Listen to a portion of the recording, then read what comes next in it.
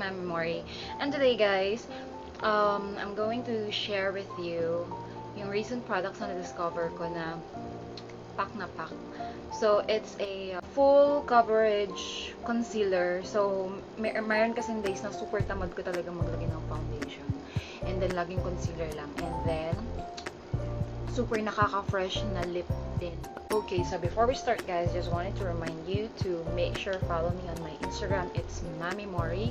And then, turn on your notification button. So, if there's a new upload, you're gonna be updated. So, without further ado, let's get started. Alright guys, so started off is this Self Beauty Glam Up Full Coverage Concealer in the shade Peanut. So, papakita ko sa inyo kung paano nito buburahin yung mga chismis ko sa fest. So, yeah, let's start. Ang cute ng applicator niya, oh.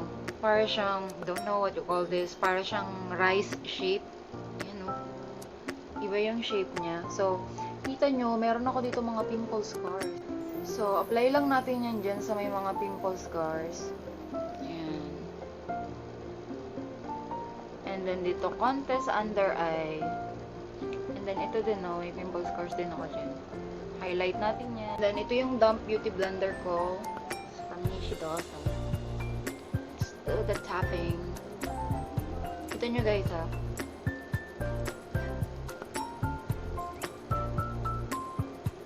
Tingnan natin kung makakover niya talaga yung, di ba? Kita nyo yung coverage niya. Para na siyang foundation, guys.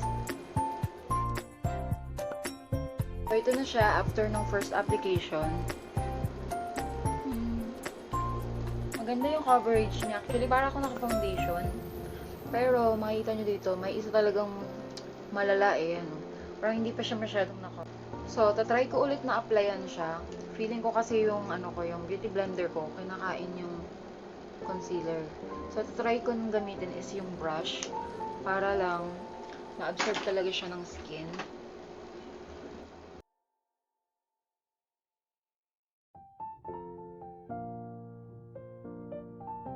Okay, so ito na nga guys, yung result after the second application. I'm pretty satisfied with the result kasi yung effect niya is para siyang foundation, but I must say medium coverage siya. So medyo kita pa rin yung scar, but I'm pretty satisfied na kasi concealer lang siya pero parang foundation yung effect niya. So perfect to kapag yung araw-araw lang na makeup, mabilisan, ganyan, fresh lang, ganyan.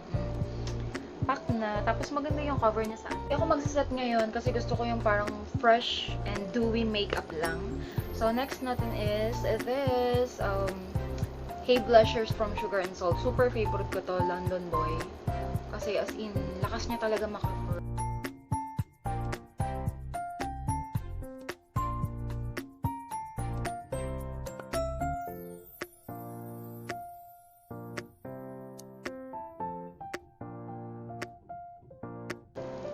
And then, lagay tayo ng konti sa lid. So, I really love guys yung bagong lashes ko ngayon from my lash salon. By the way, I have an ongoing giveaway. You might wanna join, you know. So, kagaya niyan, super nipis lang na. And by the way, I'm also using the London Boy blusher. Okay, so parang ganyan lang. Apply lang. Diba? Arte mo na girl. Kahit ano lang. Ayan. Alright, so for my brows, I'm not really doing anything on it because as you can see, I have my 6D embroidery brows made by 𝗏𝗵 Aesthetic. But para medyo feathery yung look niya, gamit ako nitong gel brow from Tint. And then I'm gonna spray this Tears of My Hater from Night and Day ko. Para lang mawet siya, ganyan. So, set lang natin yung brows natin ng very, very light.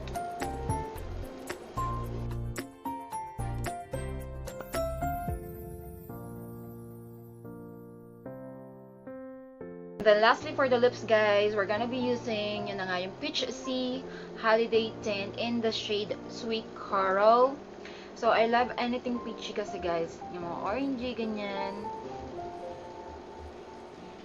Try natin kapag yung lang. Yung light lang muna, oh, 'di ba? Ganun lang.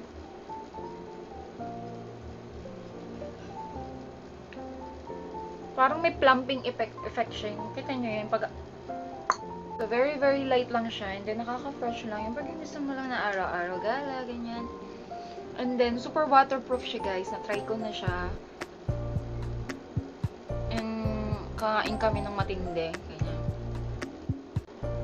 So, yun na nga yung final look natin, guys. I really like how peachy and sweet this combo is, the concealer, and then ito nga yung lip tint. So, with just really, really simple makeup, you can make it. So, both products, guys, the concealer and then this lip tint is available on my Charis Shop. If you're following me on Instagram, you just have to click the link on my bio to purchase this, and they are on sale. So, summer na, guys. So, this is perfect for you.